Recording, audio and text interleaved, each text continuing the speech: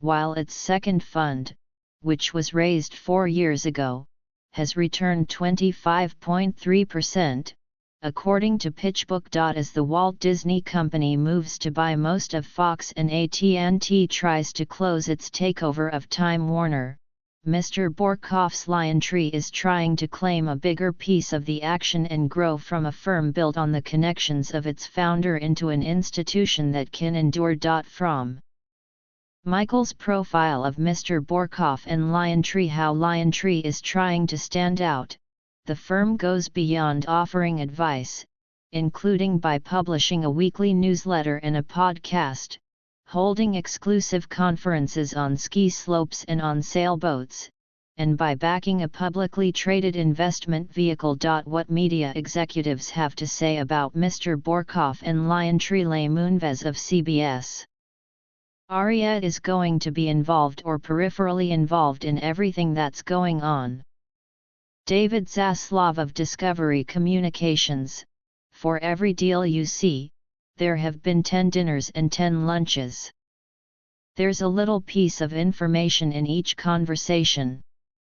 Robert Kyncl, YouTube's chief business officer, of the LionTree team, Ariette does a really good job of weaving them in with the business leaders around them so that it's not a one-man show.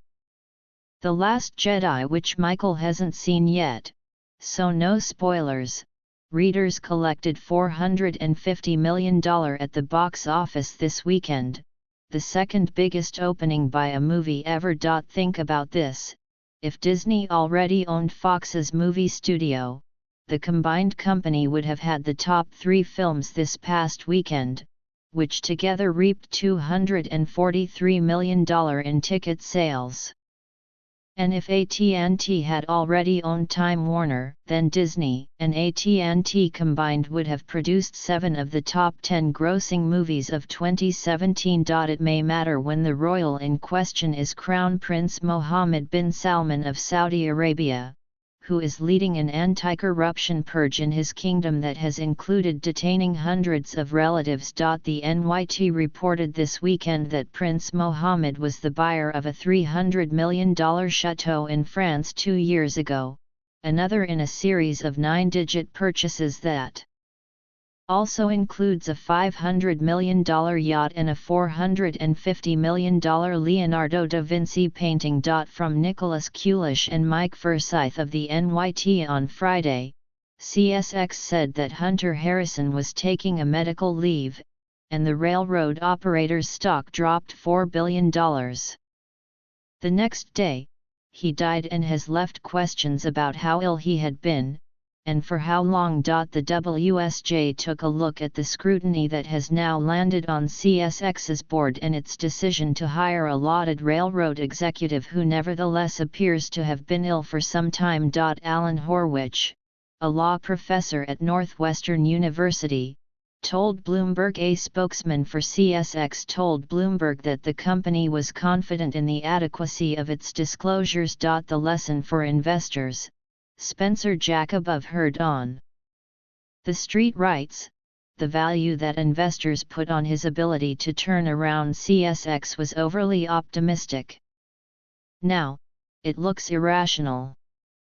In other news, Robert G. Wilmers, the longtime chairman and CEO of M&T Bank, died unexpectedly Saturday night.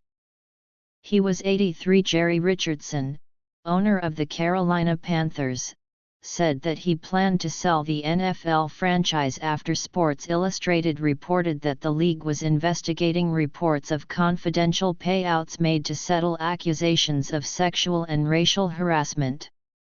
Sports Illustrated, an anonymous email sent to Visa's CEO this fall about Jim McCarthy, then the head of the financial card giant's innovation, and his relationships with women in the company, eventually led to Mr. McCarthy being fired.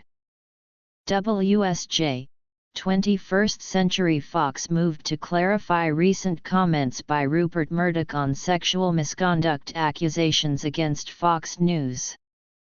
Bloomberg, his latest short-form missive is the fourth of his 30 tweets to talk about Britain's forthcoming departure from the European Union. The Brexit fly-around Prime Minister Theresa May asserts in an op-ed that her government has made strides in securing the best possible deal for Britain.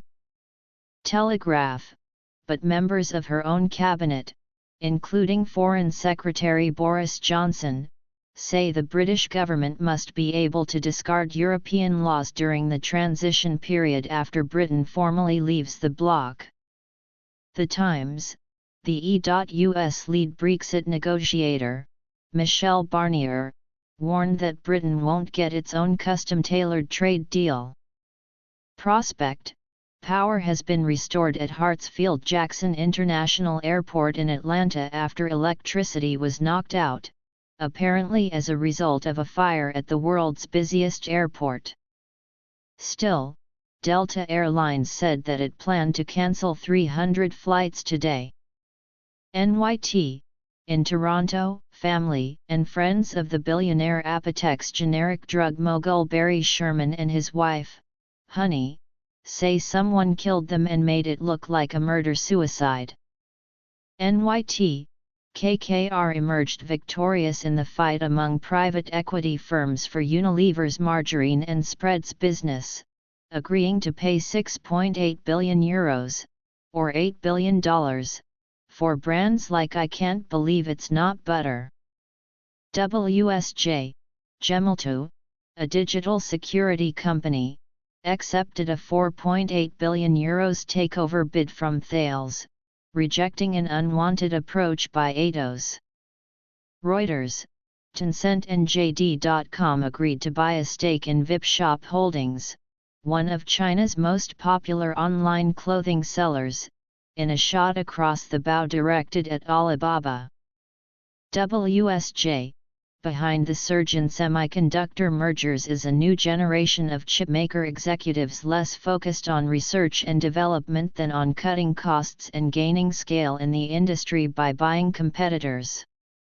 NYT, Hershey is near a deal to buy Amplify Snack Brands, the maker of Skinny Pop popcorn, for about $1.6 billion to continue diversifying its offerings beyond its mainstay chocolate products, according to unidentified people. CNBC, Oracle agreed to buy Aconex, an Australian maker of collaboration software for construction companies, for $1.2 billion in cash. TechCrunch, Humana and the private equity firms Welsh, Carson, Anderson & Stowe and TPG Capital are in talks to buy Kindred Healthcare, a home care provider, for $750 million, according to unidentified people. WSJ, the Instapot, one of the hottest cooking devices of the year, is the brainchild of a Canadian startup that has never raised outside money, spent no money on advertising and relied on Amazon to transform a tiny operation into a hit international business.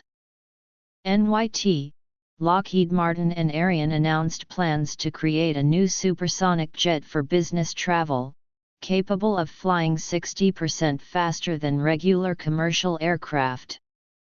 WAPO, the era of the wide-eyed, gee-whiz profile of a Silicon Valley story has ended. Wired, want this in your own email inbox? Here's the sign up. You can find live updates throughout the day at newyorktimes.com/dealbook. We'd love your feedback as we experiment with the writing, format, and design of this briefing. Please email thoughts and suggestions to bizday@newyorktimes.com.